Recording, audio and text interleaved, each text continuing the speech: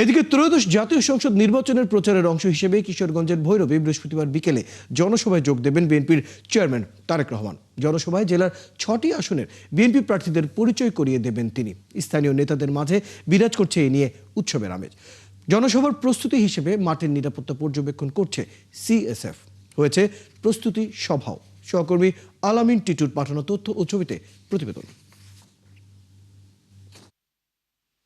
নেতা আসবেন প্রথমবার কিশোরগঞ্জের ভৈরবে সাজ রব উপজেলায়। বুধবার প্রতীক বরাদের পরদিন 22 জানুয়ারি হজরত শাহজালাল রহমতুল্লাহি আলাইহি ও হজরত শাহপরান রহমতুল্লাহি আলাইহির মাজার জিয়ারতের মধ্য দিয়ে জাতীয় সংসদ নির্বাচনের প্রচার শুরু করবেন বিএনপির চেয়ারম্যান তারেক রহমান।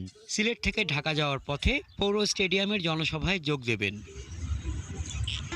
বৃহস্পতিবারের জনসভাকে জনসমুদ্রে পরিণত করতে চলছে জেলা বিএনপির ব্যাপক প্রস্তুতি। শিয়া বাটার ও ভিটামিন সমৃদ্ধ লিলি বিউটি সোপ, তারুণ্যময় উজ্জ্বল ত্বকের জন্য। রিমার্ক অংশ হিসেবে মঙ্গলবার দুপুরে বিএনপির চেয়ারম্যান তারেক রহমানের নিরাপত্তা বাহিনীর সিএসএফ কর্মকর্তা আখতারুজ্জামানের নেতৃত্বে একটি দল সভাস্থল পরিদর্শন করেন। উপজেলা বিএনপির দলীয় কার্যালয়ে হয় প্রস্তুতি সভা। উনি যখন আসবে, আমরা রাজনীতির বাইরে শুধুমাত্র নিজের ব্যক্তিগত উদ্যোগে আমরা তরুণ প্রজন্ম যারা তাকে দেখতে চাই উনি কি বলতে চায়। যুব সমাজ ইতিমধ্যে উজ্জীবিত হয়েছে এবং সকলের মধ্যে ঈদের আমেজ বিরাজ করছে।